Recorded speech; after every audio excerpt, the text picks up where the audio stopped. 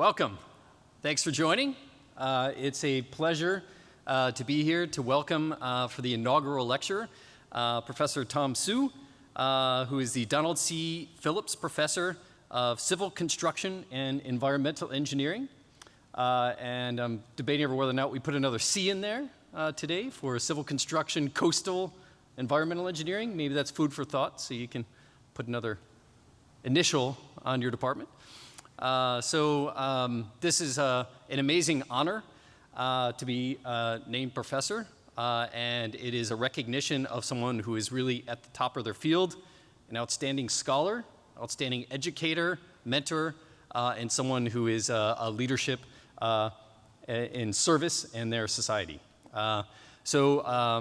Typically, I would do an introduction, but I thought this would be an opportunity to really invite someone who knows Tom extremely well.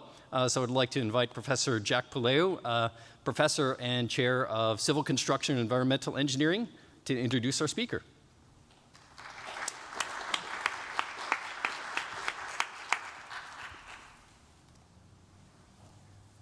Thank you, Jamie. Good afternoon.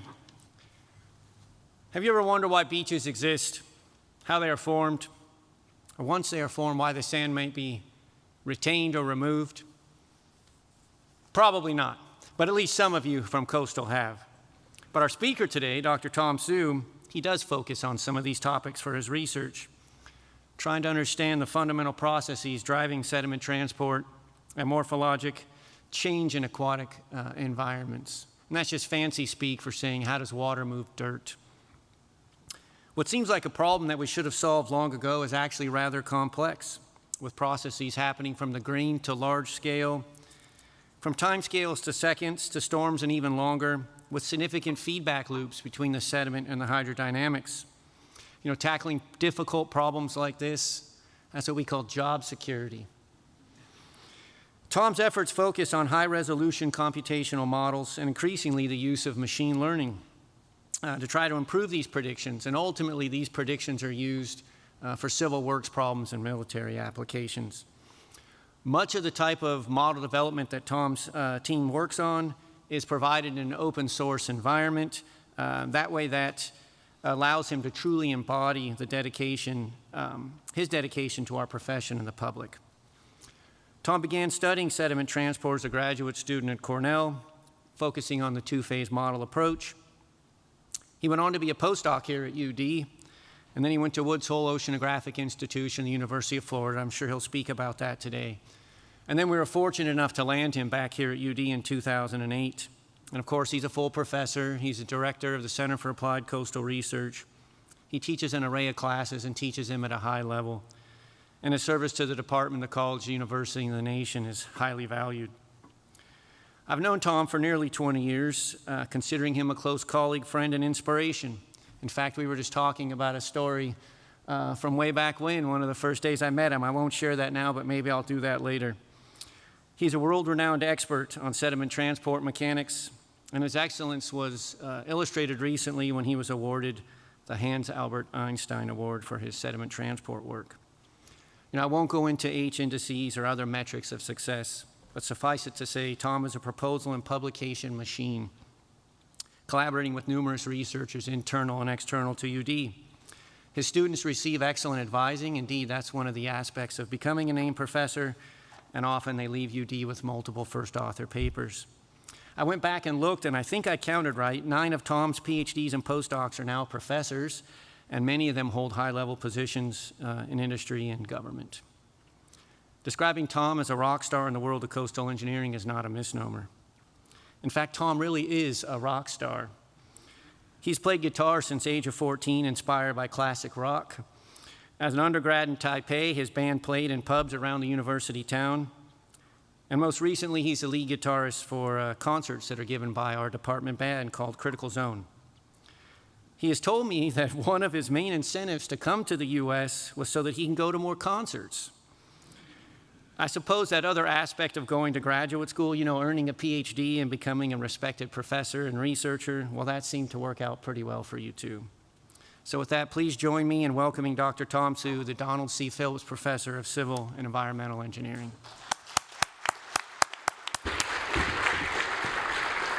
Congratulations. We'd also like to present you, Tom, with medal and recognition. Oh, thank you. As a part of the professorship. This is something we would wear Okay, at sure. academic events. Great. Thank you so much. Thank you very much. Thank you. Thank you, Jamie and Jack, for this great introduction. I really appreciate. So today I'd like to share with you and highlight some of our research related to research product and also our scientific finding related to the multi-scale, multi-physics coastal processes harnessing high-performance computing. And I want to also emphasize this is really a teamwork. Basically everything I'm going to talk about today is the contribution from my former student, current student, postdoc, close collaborators, even UDIT and my dear colleagues here. So since Jack and Jamie have talked about some interesting story of mine, so I want to clarify a few things, if I may. Just use the first 1 minute, start with the light side. So what story was, even when I was in college, the first 2 years I was in college, I still just want to be a professional musician. And one good thing about being a musician is that you get the most popular girl in university. So that's how I met the most popular girl. She's right there, by the way, Kiwi.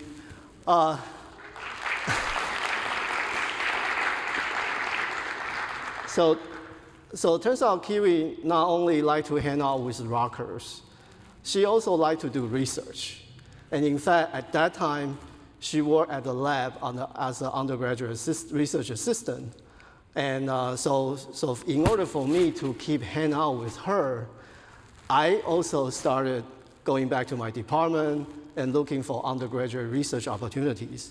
And that's actually how I learned my passion in research, particularly in fluid mechanics, and also to study the ocean.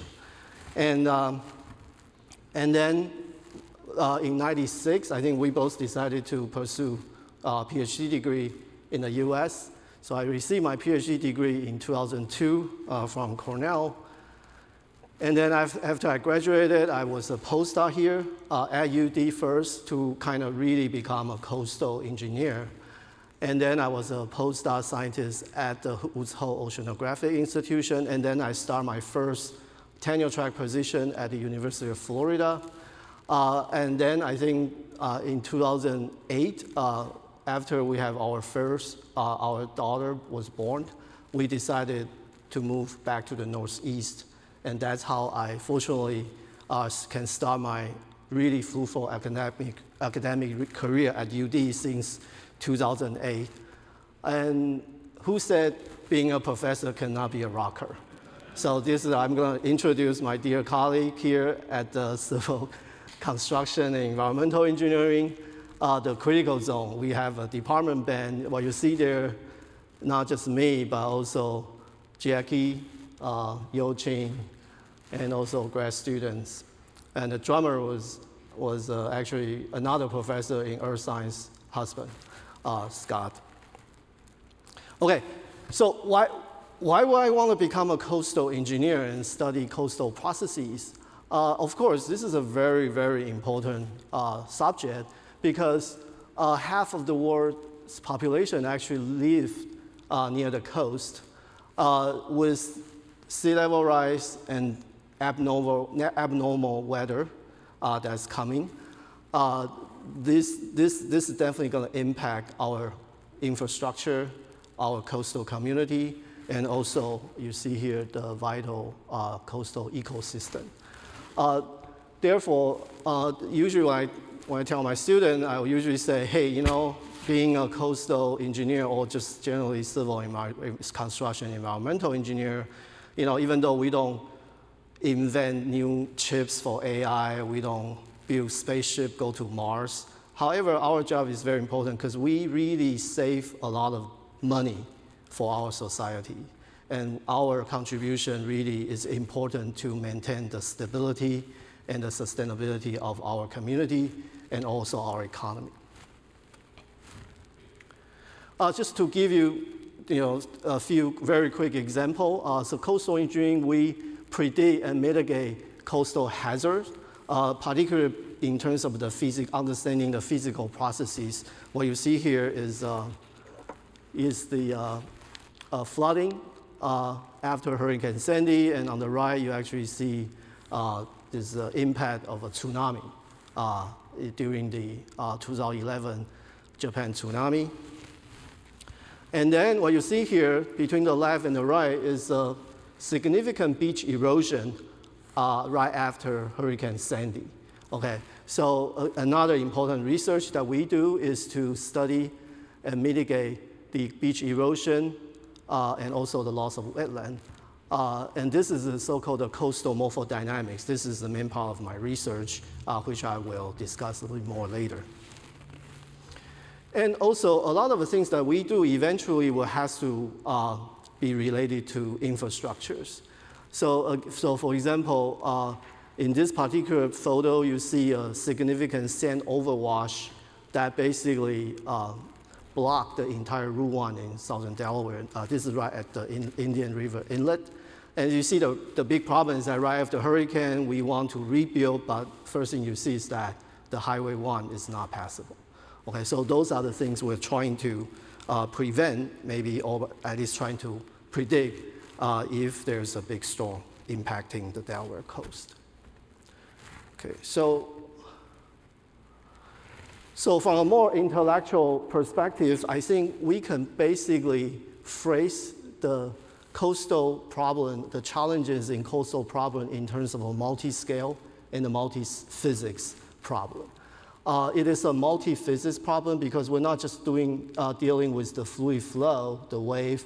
We also have to deal with the motion, movement of sand particles, the stability of the structure, the foundations, all that. It is also a multi-scale problem because if you look at some of the issues related to coastal hazard, that will be on the top right, like beach erosion, due to hurricane or beach nourishment. We're really looking at very large time scale and a very large spatial scale. However, what controls those large scale problems is those cascading smaller scale processes that you see ranging from sediment transport, wave, turbulence, even going to the size of a sand grain. Okay, so of course, there's no way you can start simulating the motion of a sand grain and scale all the way up to a beach nourishment project. So a major research effort in my group is to develop what you see here are those numerical model or research outcome from my past student postdoc. But as you can see, what we do here is to develop high fidelity numerical model or trying to understand the detailed physical processes up to the scale of a tidal cycle. I think that's where I will define our research. But I also need to emphasize that that's not enough. Okay, we also need to, once we develop those models, we also need to scale up our research findings so that we can inform the so-called reduced complexity model that can eventually be used to look at larger scale problem. And so toward the end, I will mention some reason research efforts start using machine learning to do the upscaling processes. Okay.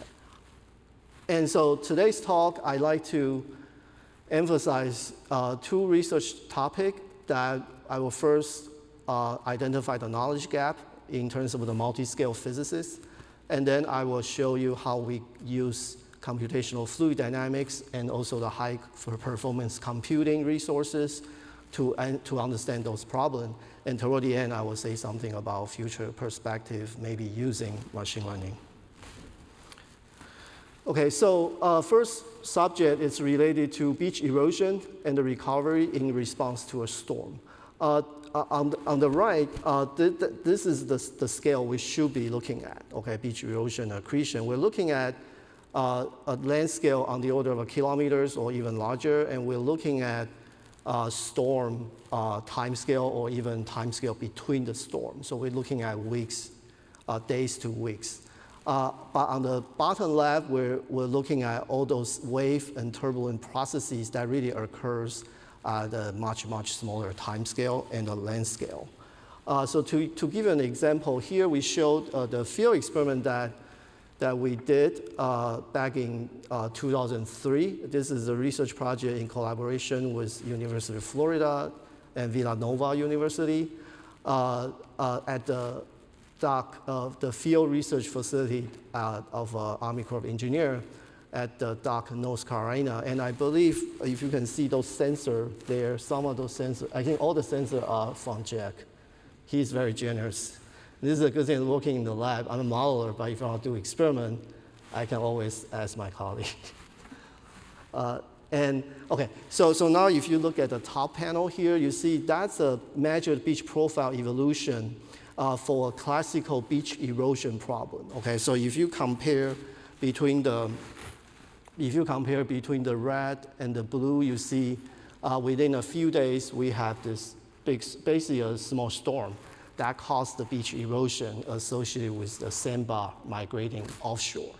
On the other hand, if you look at the lower panel, that's the second experiment we did that year. That was during a more moderate wave energy condition. I don't know if you can see it. If you compare the green one with the others, you see the beach slowly growing back.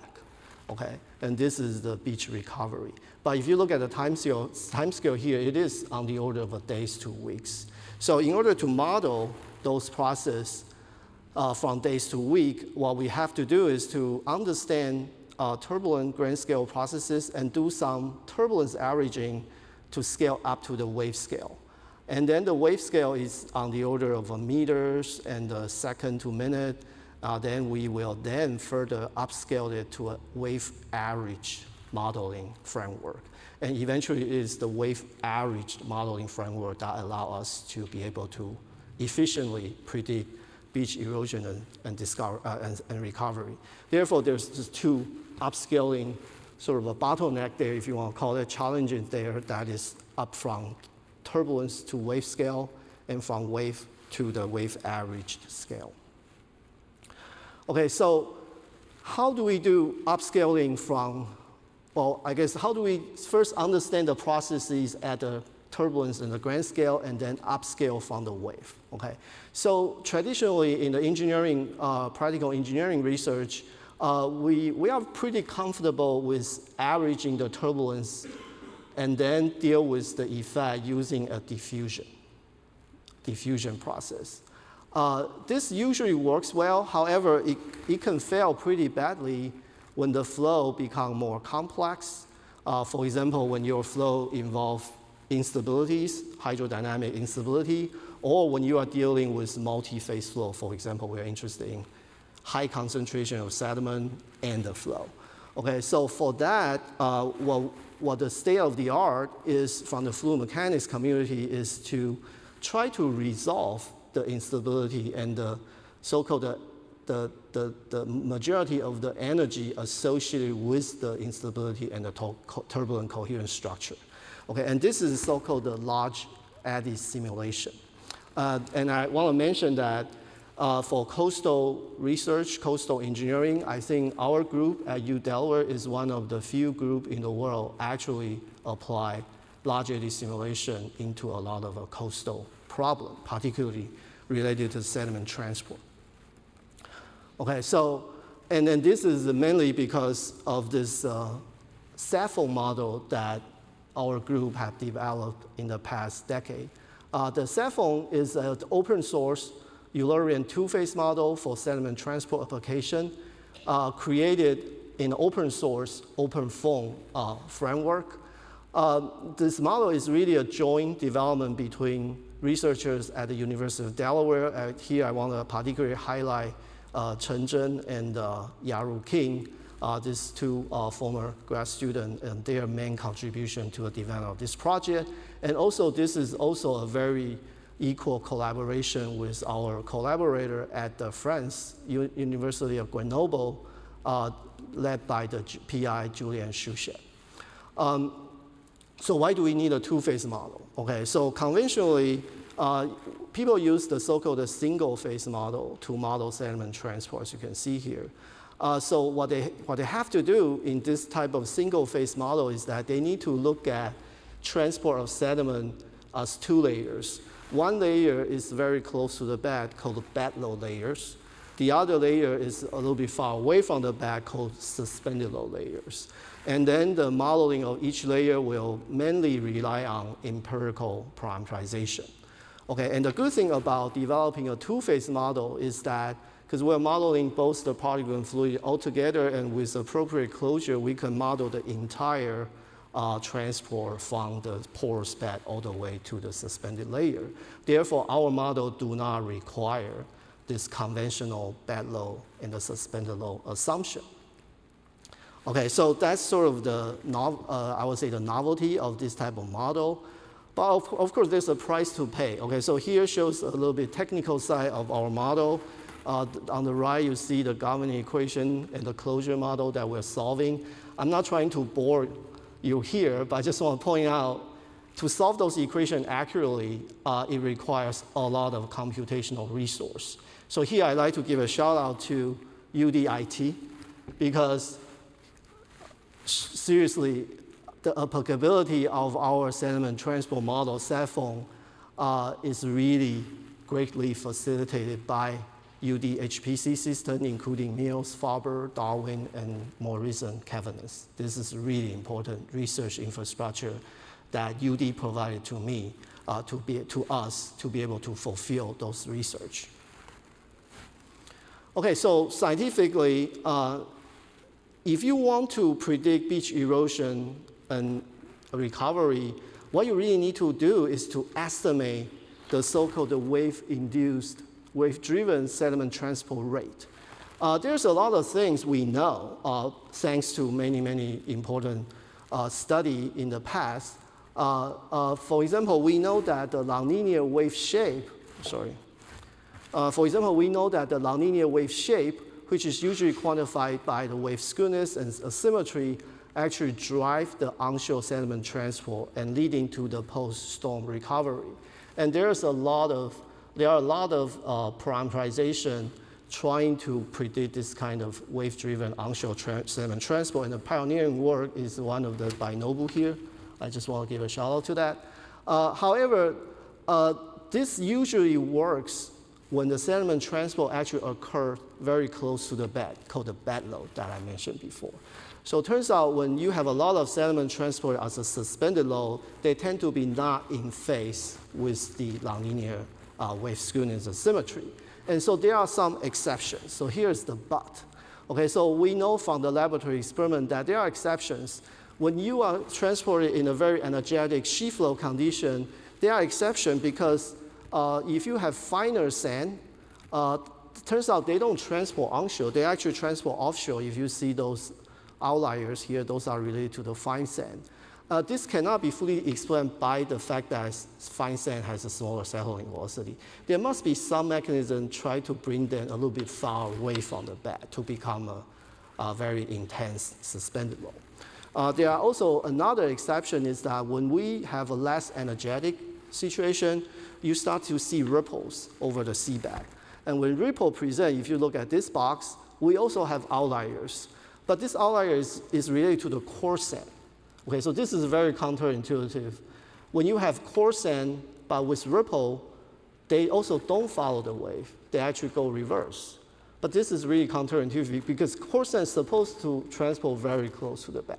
So ripple must be doing something causing that. Okay, so that's why we try to use our model, SAFON, to study this problem. So here I'm showing you the large eddy simulation using SAFON by our former postdoc, Antoine Matthew. He carried out large eddy simulation for energetic sheet flow condition. He's doing two simulations. On the left, you see the simulation of median sand, median size sand. And on the right, you see a simulation of fine sand. Okay, and turns out what's the good thing about large eddy simulation is that if there's instability, you can resolve it. And then you can also resolve how that instability trigger turbulence and the sediment particle interaction. Okay, so to make the long story short, turns out for medium sand, there's no occurrence of instability, everything you expected. However, for fine sand, there seems to be actually a instability actually occur during the onshore acceleration phase that suddenly blow up the entire transport layer to be like, if you look at this arrow size here, to be at least doubling the thickness of the transport layer. That leads to significant amount of suspended load that's not going to be in phase with the wave. Okay, so this is very important. However, now let's take a look at the ripple situation. And this work is done by Ali Salimi Tarazouch. He's actually here. He's now a NOAA scientist, and glad you can drive here. Hopefully it's a short drive. The importance of his research is that he tried to use cell phone to model ripple for coarse sand.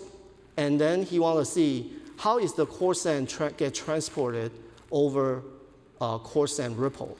And the important finding, if I may just play this again, the important finding is that turns out for coarse sand ripple, you actually generate the so-called orbital ripple.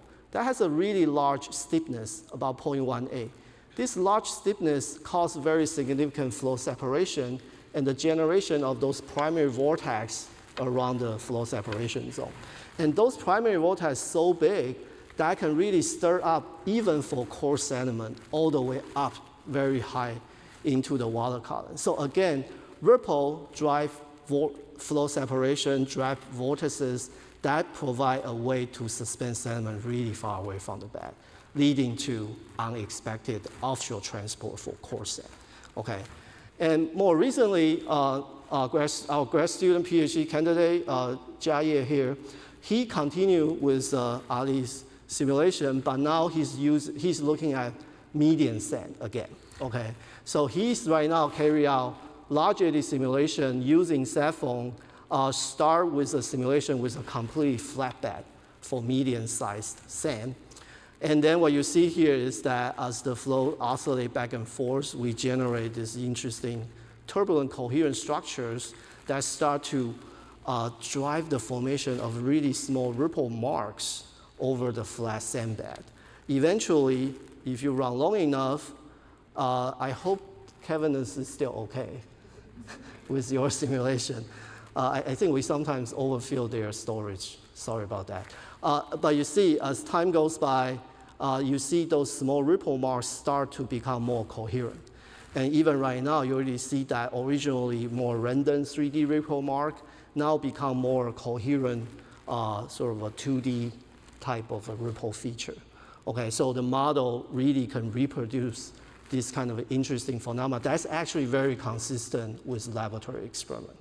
Okay, and I just want to show you, this is too slow. Because Jian never sleeps.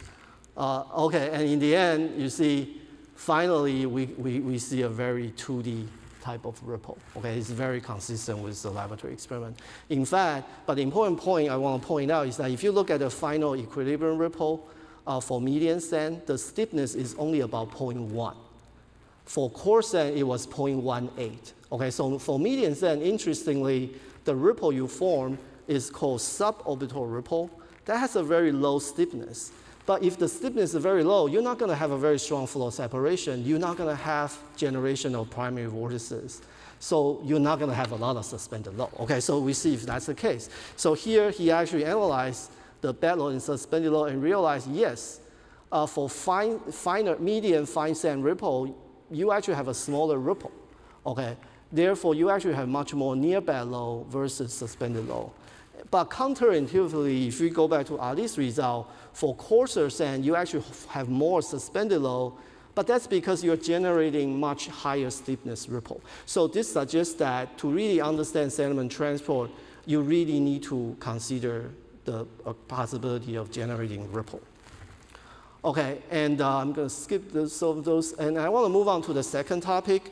The second topic that I'm going to talk about here is, again, related to ripple, we want to understand how sand ripple can enhance the so-called hyporic flux through the sediment-water interface. So as I already mentioned, ripple cause sediment is an important thing to understand for sediment transport. It is also important for wave dissipation. But here, turns out ripple can enhance the fluxes through the sediment-water interface. The fluxes that people usually interested, I mean, Holly, Michael usually interested, is carbon, nutrient, and oxygen. Okay, so this is a very important subject because this is going to have a significant influence on the understanding of things like carbon sequestration or general biogeochemical processes.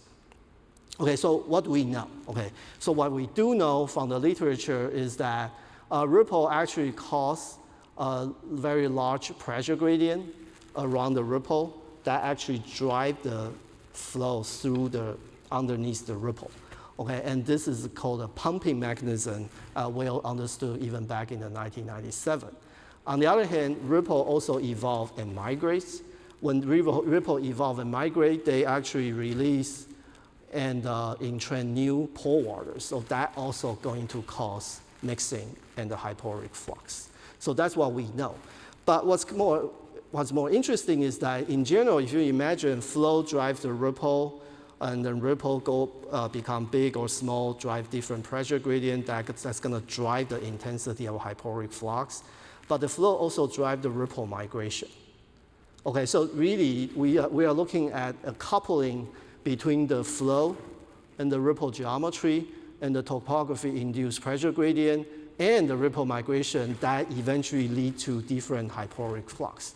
So again, it's a fully coupled system, and if you look at the literature, there's no existing numerical model that can simulate all of them together in a unified coupled system. However, if you think about Saffron, what I just showed you without the hyporic flux, but we do have all the sediment transport processes coupled together. So I argue that Saffron can probably emerge as a novel tool in the future to simulate this process as a fully coupled system. Just want to show you that it is possible, because if we go back to reanalyze Jian's simulation, looking at 2D span-wise average velocity field over the ripple and the sediment transport you see here, transport as a bed, mostly near bed low, that forms the ripple, right? But in the lower panel, we also plot the ripple-induced pressure gradients around the ripple, and you see the blue color is low pressure, yellow, orange color is high pressure. You do see high, low pressure differences. That drives the flux inside of the ripple. So look like our Saffron model is able to provide this kind of important information to drive the hyporic flux. Recently, we are lucky to recruit a new postdoc working with Holly Michael and myself. Her name is Tian. We call her Cindy. I think it's Chen Jian. Okay. Yeah, sorry. So she's really an expert in hyporic flux, because her PhD from UIUC is to understand hyporic flux in the river stream environment, okay, over rough bed. And we're lucky to bring her here to work with us as a postdoc. And she looked at Jian's simulation and suddenly said, oh, I can do some interesting analysis, because remember, Jian's simulation is associated with wave, not a river, okay? And only within 2-3 months, Cindy was able to discover that if you carry out some averaging over wave period, you actually can discover there's an additional flux of hyporic flux due to wave-ripple interaction. So here I'm talking about a nonlinear interaction between temporal oscillation because of a wave and the spatial oscillation because of the ripple. Turns out that's a very important coupled mechanism. On the right, you see it's driving a majority of the hyporic flux under wave with ripple. That's much larger than some conventional understanding of the mechanism that only exists in the stream. Okay, so we are very excited that we think that we can use this as a starting point to have a new analytical framework to study hyperic flux, not just for wave environment, but maybe we can extend it from the stream all the way to the coastal wave environment. Okay, and then just very quickly to show that then she worked with Jay, and Jay now actually at the simulation of solute flux. Okay, so what you see here is that what happened is that in the beginning, So in the beginning, we have two cases. We have a flat back case. On the right, we have a ripple back case. In the beginning, we specify high solute concentration only in the bed. Okay, and there's no solute in the water column. And what you're gonna see is, as the wave go back and forth, the solute concentration is gonna drop inside of the bed because of the hyperic flux. And what's interesting is that between the flat bed with some roughness and versus the ripple bed, if you simulate for about 10, 15 seconds, what you clearly see is that the solute concentration in the flat bed is still in the yellow regime, so meaning that there's still half of the solute that's still in the bed. However, with the ripple, you see, especially under the ripple trough, we already have green, meaning that almost only about 20% of the solute left. So this clearly suggests that yes, the presence of ripple induced this pore circulation structure really enhanced the hyperic flux. Okay, so we are very eager to continue with this research in collaboration with Holly Michael. Very quickly, I just want to mention also how, this is sort of toward the end, okay, so this is more of a future perspective, how we will do upscaling between the wave processes and upscale to the beach erosion process for larger scale modeling. And so in this case, what we're gonna do is to utilize machine learning to help us to achieve this goal. Okay, so let me show you how the context here. So the idea here is that, as I mentioned, in order to predict, days or weeks of beach profile evolution, you have to use the wave period average model. A very popular one for some of you here may know is called XBeach. Okay, and this type of XBeach model, they can actually predict the beach profile evolution. However, if you look at one particular mechanism, that is how the nonlinear wave shape, wave skewness and symmetry actually drive the onshore sediment transport, as I mentioned before, this type of model, because they average all the waves, so they really wouldn't be able to reproduce the wave shape. So what happened is that right now, they will have to rely on some empirical parameterization to provide you with the prediction of the wave skewness and the symmetry. Okay, but those empirical parameterization are pretty much just based on offshore wave condition and the local water depths, and use existing data with conventional statistical method to provide a formula for you.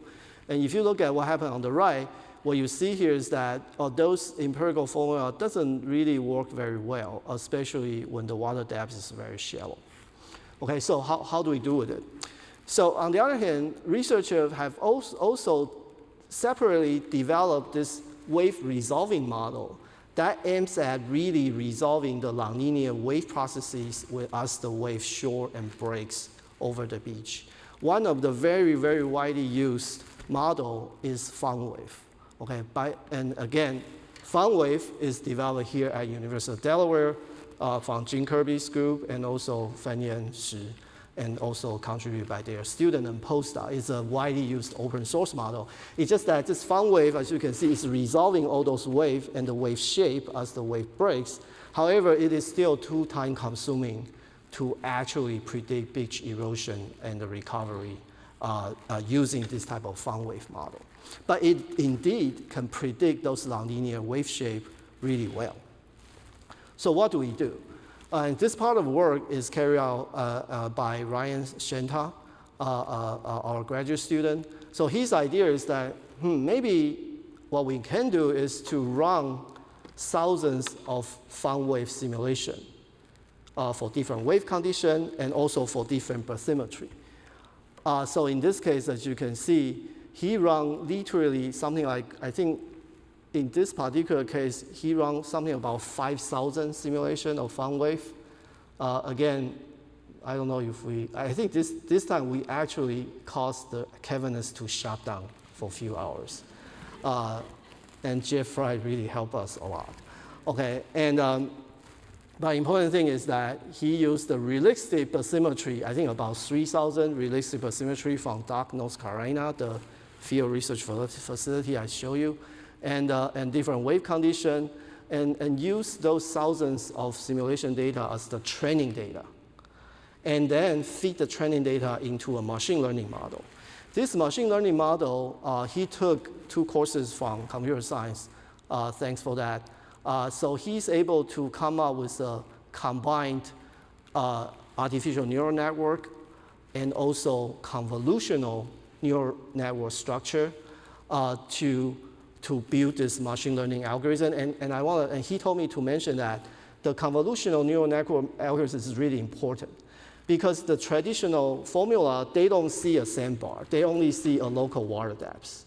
But the bathymetry in the nearshore has all kinds of sandbar, burn, you name it, right? So the good thing about convolutional neural network is that you can identify the bathymetry pattern. And I think behind this all machine learning, it is in there. Okay, so therefore you see now the trained machine learning model is able to reproduce the skewness and symmetry that's almost excellent compared with the nonlinear wave model, fun wave output. And this really outperforms the traditional empirical formula just using statistical method. Okay, so moving forward, our long-term goal, I would say the short-term goal is to upscaling the intra-wave processes, upscaling the sediment transport processes so that we can better predict coastal morphodynamics. A more long-term goal is to really carry out research to demonstrate that machine learning can be used to investigate science problems for coastal processes. I mentioned that it's because understandably, a lot of coastal researchers feel that machine learning AI, they are really good for forecasting, and it's being used for forecasting. But you need a lot of training data. So can it be really used as a tool to investigate science? We don't know. And I think what's not happening right now is that because there's no established research to demonstrate that. Okay, so my goal right now is to collaborate with through the Darcy project. The VPI is Sunita and also Rudy and John Hoffman. We like to use this opportunity and working with their research software engineer to really widely use machine learning and AI to apply to 1 or 2 coastal problems and see we can use it to really understand more science. And to do that, I'm also eager to collaborate with Xiping. He's really an expert in AI, and we've been talking about using physics-informed machine learning. That's sort of not just using training data to train the model, but also incorporate physical law like conservation of mass and conservation of momentum all together to come up with a generalizable surrogate model for coastal processes. And he also teach me something about explainable AI. Hopefully we can use that to tease out some of the complicated processes in a coastal environment and allow us to understand the science better.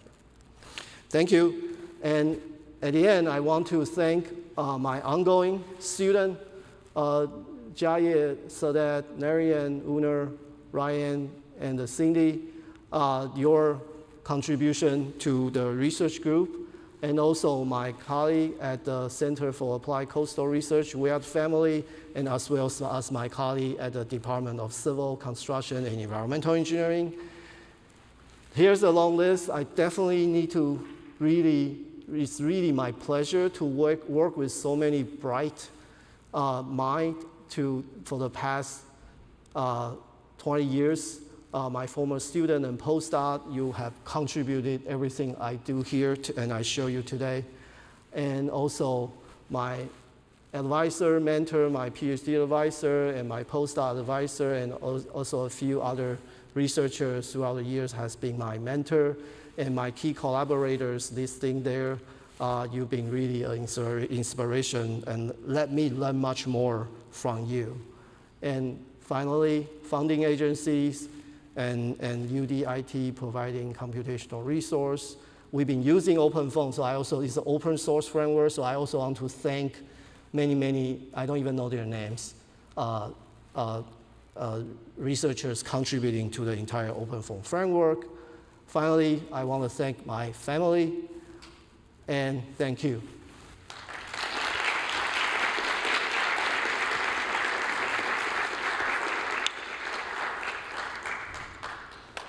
We have some time for questions, and I think we have a microphone. I'll start with one, actually. So I come from a very different field, and waves mean something different. When I hear waves, I think of time domain, frequency domain, things of that nature. Yeah. Is there an analogous way of, do people in your work look at Fourier analysis and something like that, the frequency domain? Oh, that's a great question. And in fact, the expert is right there, Jim Kirby. Yes. So like if I go back to this is a great question, and I want to really answer this question. So for example, the Busnik wave model is a time domain model, but they are also equivalent frequency domain Busnik model. This is why I don't know if so here I actually show the wave spectrum. So they are model trying to solve the wave spectrum. But again, and by the way, do you know how I really get interested in coastal engineering? It was because the story goes, then I worked in the lab because my wife wanted me to follow her. And my first research lab is in underwater acoustics. And the advisor of that lab asked me to take a signal processing course from EE. And that's how I learned a lot of the things you just said. And then it was really hard. I think I got a B- or B from that class.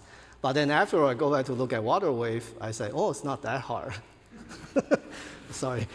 Yeah, so yeah, this is a great question. Yes, the answer is yes. They are frequency domain model for modeling wave. Yeah. Thank you. Yo. I'm really interested in your hypereoic zone. Oops. Sorry. Yep. Your hypereoic zone research, and it was really fascinating. You have a wave flux in the ripples, and you're shoving all the solutes and the pore waters out into the overlying water. So, two things. One is, how is that going to be affected by particle size and particle distribution in the ripples? And the second thing is, for me, I'm interested in resonance time. Resonance time, yeah. Yeah, and so how can your approach be used to determine the resonance time of solute? Because that's, from a geochemist perspective, that's an extremely important parameter. Yes, thank you for the two questions. So the first question is related to grain size, and that's actually well established. I think for hypereoic flux, more on the physical side, I think you're looking at grain size greater than about 0.2 millimeters, so 200 micron. And the reason is because when you have grain size smaller than that, the permeability is really low. So the hypereoic flux is really negligible. And again, here I showed that you don't really have ripples, because when the sand is so fine, eventually you don't really generate very big ripples. So there's really no advection caused by ripple. Permeability is so low. It's really more like a molecular diffusion and bioturbation that's dominating. So in fact, we're right now preparing a proposal. We're looking at grain size greater than 300 micron all the way to about 500 micron type of grain size. Because that's where I think people are really interested in the hypereoic flux. And something about residence time, I haven't heard about residence time until 6 months ago when I started working with Holly. Okay, and I understand that's really a very important parameters, and that can be compared with the reactive time, and really it's really important, yes. And so I think based on what Holly discussed with me, I think we can calculate the residence time One way is to just do a simple mass balance. You know the influx, outflux, and then you can divide it by the size of the ripple, then you can estimate the residence time. But I recently also read some paper, people talking about groundwater ages. You can do some Lagrangian type of things. Yeah, so I think we can do, right now I'm pretty sure we can do a quick and dirty one. The complicated one, we're still working on it. Yes. Don't go first. I have a question that may incorporate my age in this. My experience with artificial intelligence and machine learning has been essentially a love-hate relationship, with the hate being more positive than the love. So when I describe it to people who are thinking about it, it goes this way. If it works, you don't know why it worked, and if it doesn't work, you don't know why it didn't work. So is that accurate, or is that just me being, old? That's a great question. I think that's somewhat accurate. The reason I say somewhat accurate is because I only just really show one or two examples. And this one or two example, the way I see it is that we know what we don't know. For example, when I first used some of the empirical formula to apply for study onshore transport, at that time my postdoc advisor, Steve Algar, he just like, those formula are trash. He just tell me frankly, he said, because those formula doesn't incorporate the history of the bathymetry and just use the local depths. So he already told me that 20 years ago. So that's why when we move on to this project, Ryan and I, we decided to use convolutional neural network that can exactly identify the pattern of bathymetry. So in this case, we do know why it is doing better. It's not just because it's better than statistic. It's really now we have the pattern of the bathymetry incorporated into the consideration. But this is a rare case, right? Because a lot of the time, it's just too complex. We don't even have a hypothesis of why this is not working. Then suddenly, when you use machine learning, it's working. You actually don't know why. That's where the problem is. But I do think that if we can have an open mind, and I mean, what I'm saying is that machine learning is not going to replace, maybe I can say, I would say at least in the next 20, before I retire, I don't think machine learning is going to replace my job. Because for us to do science, you still need to do all the hypothesis-driven research. Then machine learning become a much useful tool, effective tool now to allow you to prove your hypothesis. Maybe that's what we should think about, machine learning. Yeah. Ali? You're right that machine learning is doing well for the forecast, especially on weather. What do you think is the challenge for coastal forecast? So if you think that we're gonna do like bathymetry change forecast during a storm, like something top of my mind, we have lack of data, so like modeling will help us. But what else do you think is challenge for that? Well, but by the way, I have a lot of respect with people who work at NOAA, because what Ali was talking about is the real world prediction or forecast of, say, beach profile evolution. And I have to say, in order to give a beautiful talk here, I simplify a lot of things, right? Because in order to predict real world beach profile evolution, you have a lot of other factors. For example, we have uncertainties in the wave direction, all the environmental forcing, grain size. Here, everything I show you here has a fixed grain size, but if you go to the beach, you have a range of grain size. You have all those uncertainties. So therefore, I think, I don't know if I really answer your question. To me, the challenging of forecast is more related to uncertainties. So, but I do think that this is outside of my range now. I do think that machine learning probably will also provide you with a better estimate of uncertainty, or even what's the best way to prepare your training data so that you can use slightly smaller training data, or just make it more generalizable. Yeah, this is outside of, so I definitely like to talk to you more about this. This is a little bit outside of what I know about machine learning at the moment, yeah. So I think at this time I invite you to continue these conversations over some refreshments across the way in the green in the DuPont lobby. And with that, let's congratulate and thank Professor Hsu on this inaugural lecture. Thank you.